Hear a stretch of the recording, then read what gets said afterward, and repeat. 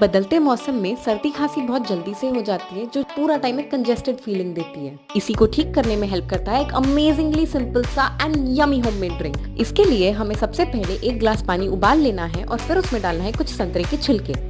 वो कहते हैं ना कि संतरे से ज्यादा गुण उसके छिलके में होते हैं। फिर उसे और उबलने देना है, जिसके बाद हमें उसमें डालना है 1 टीस्पून मुलेठी पाउडर, थोड़ा सा सिनेमन पाउडर, थोड़ी सी अदरक और थोड़ी सी काली मिर्च। इसे अच्छे से उबाल लेना है और फिर आखिरी में डालना है थोड़ा सा लेमन जूस एंड डन। ये ड्रिंक ना ही सिर्फ आपके cough, cold and sore throat को ठीक करने में हेल्प करेगा, बल्कि ये आपके skin, hair and weight loss journey में भी बहुत बेनिफिशियल है। So don't forget to save and share this and relish this every morning.